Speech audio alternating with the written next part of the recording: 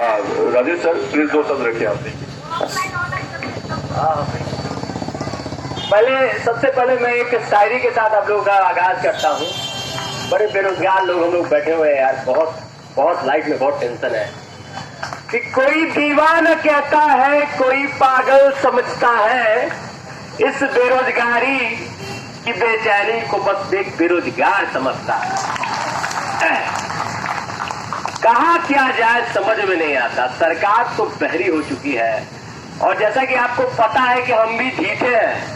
वो कहावत है, हम लोग जिस धरती से आते हैं उसमें भोजपुरी का बहुत महत्व है कि का करी केकरा से कही, और का कही केकरा से कही, सब में तो खींचे बा आ जेकरा पे विश्वास कईल और वही 420 बा, है कि नहीं। सच्चाई ये है ना कि यहाँ बैठे हुए जितने कर्मचारी है, जितने पुलिस सुरक्षा बल भी जितने हैं, सब जानते हैं बेचारा जायज मांग के लिए बैठा हुआ है, नहीं तो ऐसे नहीं बैठने देता। लेकिन सच्चाई ये है ना कि यहाँ का रियल मुद्दा जो है बेरोजगारी मुद्दा है। जो आज का सच्चाई है ना कि हर आदमी चाहे मैरिड नॉन मैरिड या किसी भी अगर स्टूडेंट है तो उसको जॉब चाहिए, हर हाल पे जॉब चाहिए। लेकिन किया जाए, कोई बोलने को तैयार नहीं है। अगर बोलिए तो उस पर लाठी डंडा बरसाएगा, उस पर 4 को 20 को केस करेगा, आदमी दब जाएगा। देखिए हमारा जो स्थिति है ना बिल्कुल एक मेढक की टाइप का हो गया है, जो पानी में भी रहते हैं और पानी के बाहर में भी उछलते कूदते रहते हैं। यही जिंदगी चल रही है।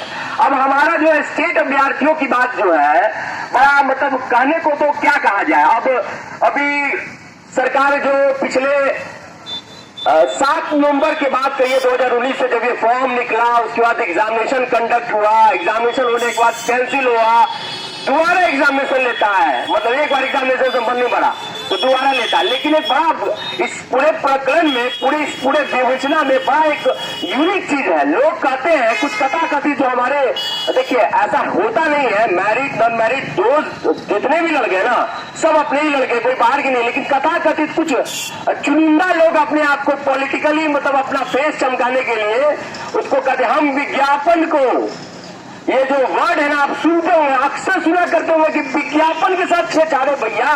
तो मुझे बताओ ना विज्ञापन में कहाँ लिखा हुआ था कि ऑनलाइन विधि से एग्जामिनेशन होगा, कहाँ था? दिखाओ सरकार के हिसाब से, परिस्थितियों के हिसाब से आपको बदलना होगा और बदलती है सरकार, कोई बड़ी बात नहीं है। बहुत बढ़िया। मैंने कुछ दिन पहले मृगनभ भाई का देखा था NBC 24 पे, बहुत अच्छी बात बोली थी उन्होंने कि 2019 में जब 2013 में जो NTPC का एग्जामिनेशन हुआ तो वो भी विज्ञापन से बड़ी परे था। तो देखिए सच्चाई यह है कि विज्ञापन एक हो सकता है, अपने आप में ऑल्टरनेटिव नहीं हो। कहने का मतलब है कि विज्ञापन में हर चीज लिखी हो और वो चीज हो, ऐसा कहीं नहीं लिखा था। विज्ञापन में यह भी लिखा हुआ था कि विज्ञापन में जो पहली बार जो रिजल्ट प्रकाशित हो जाएगा, आप बढ़िया से पढ़िएगा विज्ञापन, अगर मैं गलत कह रहा हूं तो, कि पहली बार अगर रिजल्ट प्रकाशित हो जाएगा उसमें फिर कोई आगे पीछे नहीं हो सकता। क्या यह विज्ञापन में नहीं लिखा हुआ था? नहीं लिखा हुआ था क्या? अगर नहीं लिखा हुआ था तो कहो कि नहीं लिखा हुआ, तो वो भी एक राज्यपाल के द्वारा ही प्रकाशित होता है ये विज्ञापन, जैसा कथाकथी लोग कहते हैं। देखिए ये मैटर है नहीं, एक्चुअली इसको बनाया जा रहा है। कुछ तो चाहिए ना, अकेला चना बाहर नहीं फोड़ता साहब, तो कुछ ना कुछ तो चाहिए। और चाहिए तो कैसे चाहिए? कुछ अपने आप को कुछ केस कर या कुछ लोग दिग्भ्रमित करके, कुछ विद्वानों की टोली, अरे बाप रे बाप, बड़ा गजब का वर्ड है विद्वानों की टोली, बड़ा गजब। मतलब हमको समझ में नहीं आता है क्या। एक बात बताइए मुझे साहब, वही सिंपल सा बात बताते हैं, छात्र और शिक्षक में विद्वान कौन है? मुझे समझाइए तो साहब, थोड़ा बताइए विद्वान कौन है? शिक्षक विद्वान है? शिक्षक को विद्वान समझते क्या आप लोग? वाह क्या बात है। अगर शिक्षक को विद्वान सोचते हैं तो ये बिल्कुल सरासर गलत है। विद्वान शब्द जो है ना, ये कभी शिक्षकों के लिए तो हुआ ही नहीं है। उसको सम्मान देने के लिए लोग कहते हैं विद्वान हमेशा छात्र होता है, क्योंकि कहा जाता है कि गुरु रह जाता है, चेला चिन्नी हो जाता है। एक कहावत भी है। तो गुरु का जो सम्मान है ना, ये कहावत है बहुत बढ़िया, हमने पढ़ा था बचपन में कि गुरु गोविंद दोनों खरे, काके लागे पाओ, गुरु हारी बलिहारे, गुरु ने दियो बताए। मतलब कहने का मतलब कि भगवान और गुरु अगर दोनों खड़े हो ना तो किसके पहले पैर लगना चाहिए?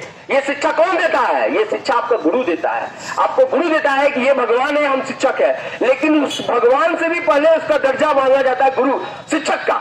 शिक्षक का दर्जा जो होता है वो भगवान से भी बड़े है। तो आप ये समझो कि ये कुछ लोग कथाकथित लोग कहते हैं कि ये बुद्धिमानों की टोली, ऐसा कुछ नहीं है। बिहार एक ऐसी ऐतिहासिक भूमि है जिसमें बहुत ज्यादा विद्वानों यहां से आए हैं और आते चले जाएंगे और आगे भी आएंगे, ऐसा कुछ नहीं है। हम जितने बैठे हुए हैं, अच्छा एक बात बताओ, समझ में नहीं आता है कि हम लोग यहाँ नौकरी के लिए मांग रहे हैं, सरकार, हमारी लड़ाई सरकार से होनी चाहिए।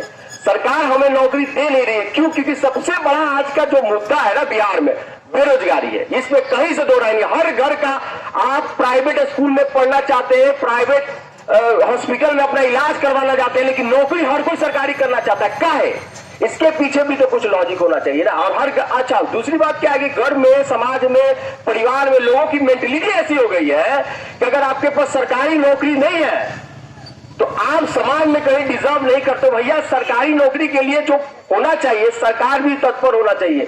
छात्र के तत्पर होने से नहीं, वो सरकार भी तत्पर होना चाहिए कि आप जितने अभ्यर्थी हैं, अरे यहाँ जितना लोग बैठा हुआ एग्जाम देकर बैठा हुआ है, इसी तो नहीं बैठा हुआ है, एग्जाम दे के आया, एग्जाम क्वालिफाई किया हुआ है। आप ही ने क्वालिफाई किया, हमने क्वालिफाई नहीं किया था। आपने एक एग्जाम को 4 बार कंडक्ट करवाया, विज्ञापन में लिखा हुआ है क्या कि एक एग्जाम को 4 बार कंडक्ट करवाना है? लिखा हुआ है कहीं लिखा हुआ? काहे करवाया भाई? क्या ये विज्ञापन का उल्लंघन नहीं हुआ है कि एक आदमी को 4 बार का भाड़ा लगा? हमको बताइए, जाने से यहाँ से एक ही एग्जाम को 4 बार देने के बाद उसके रिजल्ट के लिए हम वेट कर क्यों? आज एग्जाम के रिजल्ट निकले हुए 6 महीना 15 दिन ऑलरेडी पूर्ण गया, ठीक है। कहते हैं कुछ लोग कि कहानी सर्टिफिकेट ले लिए। अरे भैया हम नहीं ले पाए, कोई दिक्कत नहीं, आप ले लीजिए, आप तो मेरिट में है, आप क्यों नहीं ले पाए? आप भी तो ले सकते थे। कहावत है कि हम आपके ऊपर टोपी फेंके, आप मेरे ऊपर टोपी फेंके, इससे जिंदगी नहीं चलेगी। हाँ, पॉलिटिकली आपका अच्छा भविष्य है, बहुत अच्छा कर सकते हैं, इसमें कोई दो राय नहीं है। लेकिन अगर जनहित की बात करें, आम छात्रों की बात करें, 12 करोड़ युवा में 6 करोड़ नौजवान है और उसमें से जितने अभ्यर्थी 80,402 लड़के बेरोजगार घूम रहे, उसमें आपका नाम भी आता है। 80,402 में आप भी बेरोजगार में गिनती है। स्टेट अभ्यर्थी क्वालिफाइड कर लीजिए। अब मेरिट की बात करते हैं। अरे भैया एक बात बताओ, 26 तारीख का लेटर हमने जारी किया है क्या? हमने तो अपना हक मांगा भाई, हम 12 तारीख को क्वालिफाई थे, अभी मतलब नॉट इन मेरिट लिस्ट में आ गए, तो भाई हमने थोड़ी कहा था कि आप जल्द से जल्द जितने हैं लड़के हैं सबको एक समान कर एक प्लेटफॉर्म पे लाया गया। और दूसरी बात, बिहार में शिक्षक की बहाली जब भी होगी नियमावली से ही होगी, कोई एक इंडिपेंडेंट वैकेंसी टाइप नहीं आ सकता। यह तो नोटिफिकेशन में भी नहीं लिखा था कि 7वां चरण में आपका चरण संबंधित था क्या? नोटिफिकेशन में संबंधित था चरण क्या कि 7 चरण में आपकी बहाली होगी, जो बच जाएंगे वो 1 चरण में चलेंगे, ऐसा नहीं है। ये नियमावली के थ्रू के जितने लड़के आते हैं फिर धीरे धीरे आपको एडजस्ट कराया जाएगा। उस सरकार की रिस्पॉन्सिबिलिटी तो छात्र रिस्पॉन्सिबिलिटी नहीं होती है। तो हमें सबसे पहले एक चीज तो समझना ही होगा कि ये जो यूट्यूबर कह सकते हैं, आप यूट्यूबर करके सूचित कीजिए, क्योंकि उससे बेचारे वो 2 पैसे भी कमाते हैं, तो कम से कम उनकी कुछ तो राहत है। और हम लोगों के लिए सबसे बड़ा अभी प्रायोरिटी मुद्दा होना चाहिए सर्टिफिकेट जितना जल्दी से जल्दी इश्यू हो सके। ये हमारे लिए प्रायोरिटी है कि आपको सर्टिफिकेट चाहिए। You are qualified but you don't have a certificate. आपके पास सर्टिफिकेट नहीं है, आप स्टेट क्वालिफाइड है, तब भी जब तक आपको सर्टिफिकेट सरकार प्रोवाइड नहीं करती, ये लड़ाई हमारी संघर्ष जारी रहेगी। देखिए अजीब स्थिति है, कहा जाता है ना 1857 से लेके उठाइए 1947 तक कोई भी आदमी जो लड़ता है ना, वो मतलब बताइए, भगत सिंह 23 साल की उम्र में बेचारे शहीद हो गए। कभी सोचे थे क्या कि हम आजादी देख पाएंगे? कभी नहीं सोचे थे। और लेकिन उनको जज्बा था कि नहीं, एक दिन आजाद तो जरूर होगा। 1857 में भी क्या होता, छोटे छोटे गुटों में बांट दिया गया था इसी टाइप पर, non married, married, female, male, ST OBC, फलाना ठिकाना जो भी हो। तो ये चीज समझना पड़ेगा, ये कूटनीति का है। जैसे कूटनीति, जैसे किसी कोई भी अगर राज्य करता है ना किसी, तो उसको बांटता है पहले, क्योंकि उसके लंबे समय तक बिहार में पहली बार पुर्तगाल आए थे बिजनेस करने के लिए। उसके बाद आपको पुर्तगाल जाने के बाद कौन आया? डच आया। डच जाने के बाद फ्रांसीसी आया। फ्रांसीसी जाने के बाद डेनिश आया। डेनिश जाने के बाद अंग्रेज आया। आखिर काम तो सब एक ही किया, काम कोई अलग किया क्या? सब यहाँ ईस्ट इंडिया कंपनी जो भी आया या व्यापार करने आया था, तो काम तो उसका एक ही था कि व्यापार करना है। और व्यापार करते करते वो कब हमने हमारे शासन को चलाने लगे, हमें चलाने लगे, ये सोचने वाली विषय है। तो इस चीज को आप मान के चलिए, सरकार पूर्ण रूप से दिग्भ्रमित कर रही है। सरकार को सबसे पहले यहाँ देखिए, मैं सभी जितने भी मैरिड नॉन मैरिड जितने भी लोग हैं, मैं उनको कहना चाहूंगा कि आप एक प्लेटफॉर्म पे आइए। आप पहले सर्टिफिकेट तो ले, आपको नौकरी भी चाहिए ना, सबको नौकरी चाहिए।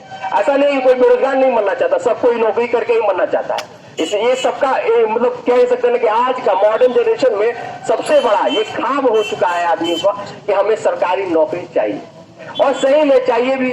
अगर हम पढ़े हैं, पास किए, तो हमें क्यों नहीं चाहिए, बताओ ना भाई। और शिक्षक का बहाली ऐसा थोड़ी है कि शिक्षा मंत्री अपने घर के तिरोजी से खोल कर दे रहे हैं कि लीजिए भाई हमने शिक्षा मंत्री का इतना पद दिया। अरे भैया, इस सरकार ही चलती है, सरकार ही चलती है जनता के टैक्स के पैसों से, और जनता का चीज ही जनता को देने, जनता के कुछ चुनिंदा अभ्यर्थियों को देने में उतना हिचक रहे हैं, ये सोचने वाली बात है।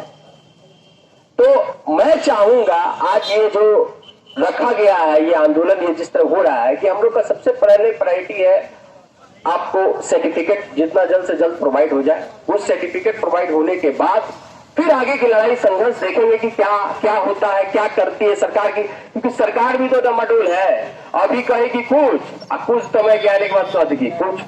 बताइए, 12 मार्च को 24,599 लड़के को क्वालिफाई करवा दी सरकार, और नौकरी भी देने की बात कहती। मिल गया क्या? नहीं ना मिला। फिर 21 जून को रिजल्ट को मॉडिफाई करवाती है, सरकार कि नहीं कुछ लड़के नॉन मेरिट में आ गए, मेरिट में आ गए। भैया आप पहले डिस्क्लोज तो कीजिए कि कितने आपके पास सीट है और कितने लड़के क्वालिफाई है। चाहिए कि नहीं चाहिए? बिना शिक्षक के स्कूल चलेगा ना? बिना छात्र का भी स्कूल नहीं चलेगा। ये बात, दोनों बात एक दूसरे का इन्वर्टेड प्रोपोर्शनल है, कभी नहीं चलेगा। तो आखिर चलाने के लिए ही सही आपको कुछ ना कुछ तो भरना पड़ेगा। आप एक अच्छे समाज का कैसे सोच सकते हैं कि ये समाज हमारा बहुत सुडीड और बहुत बड़ा हमारा। अच्छा बताइए, किसी के घर में कोई भी आदमी, अगर आप लोग बहुत जनरल परिवार से आते हैं, कोई बहुत बड़ा हाई फाई से नहीं आते हैं, पहले ये हमको बता दीजिए, आपको घर में आपके माता पिता सब सुख सुविधा दे, आपको शिक्षा आपसे छीन ले, कितना दिन तक जिएगा? बहुत तो 15 साल, 16 साल, 18 साल, 20 साल, जब तक पिताजी या आपके घर के ऊपर जो गार्जियन का सपोर्ट रहेगा तब तक आप अच्छे से सर्वाइव कर पाइएगा। उसके बाद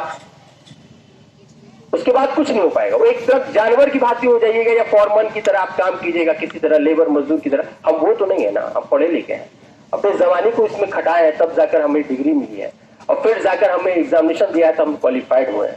सरकार को इस चीज को समझना चाहिए कि कोई आदमी आपसे भीख नहीं मांग रहा है साहब, आपसे कोई भीख नहीं मांग रहा है। आप ये मत समझिए कि ये जितने अभ्यर्थी हैं 80,402 की बात मैं करता हूं, मैं 30,676 की बात नहीं करता, मैं 80,402 लड़कों की हक की बात करता हूं। अगर आपके पास सीट भी है, आप इतने, आपको टीचर की जरूरत भी है, आप बिहार को विकसित भी बनाना चाहते हैं, पर आप शिक्षक को नौकरी नहीं देना चाहते, ये क्या दोहरी नीति है भाई? समझ में नहीं आता है हमको। तो ये सब आपको समझना होगा, और इसके लिए सबसे पहले यूनाइट होना होगा। देखिए, भीमराव अंबेडकर भी कहे थे कि जब तक आप संगठित नहीं होइएगा ना, आप दबे और कुचले जाइएगा। ये समझने वाली बात है कि जब तक हम लोग संगठित नहीं होंगे, और कैसे होंगे? सबको तो नौकरी पड़ी है, सबको तो घर गृहस्थी है, सबको तो अपना नेक्स्ट कंपटीशन भी है, नेक्स्ट एग्जामिनेशन भी देना है, सब कुछ देना है। तो यही सब बात है, और मैं बहुत कुछ ज्यादा नहीं कुछ कहना चाहता हूँ, एक ही बात को, क्योंकि आप सभी भली बातें परिचय भोग रहे हैं। हम लोग सब एक दूसरे को संघर्ष स्ट्रगलिंग पीरियड में है कि हम लोग क्या क्या झेले हैं।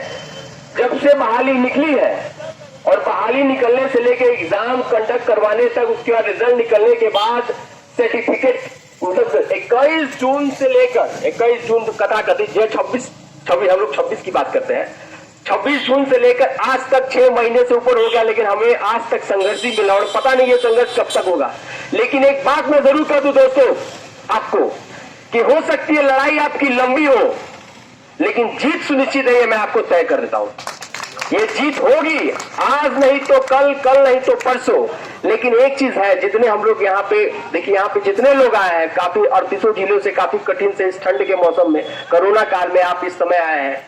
क्यों आए? एक आस से आए कि हमें आने वाला जो समय है हमारा उज्जवल, और क्या कहते हैं उसको, बेहतरीन तरीके से हो, मैं हमारा लाइफ जो है ना बहुत अच्छा हो, हमारे समाज में प्रतिष्ठा हमें मिले। हम शिक्षक हैं, हम पढ़े लिखे लोग हैं। अगर हमें पहले के जमाने में पहले ही ठीक था कि टीचर लोगों को बहुत इज्जत दिया जाता था, सम्मान दिया जाता था। घर के बड़े बुजुर्ग कहते जाओ मास्टर साहब से जाके पूछ के आओ, जाओ मास्टर साहब से ये कर लो। लेकिन आज की स्थिति ऐसी हो चुकी है कि मास्टर होना, खासकर इस बिहार में, अभिशाप के तौर पर हो गई। ये शिक्षा मंत्री को समझना चाहिए।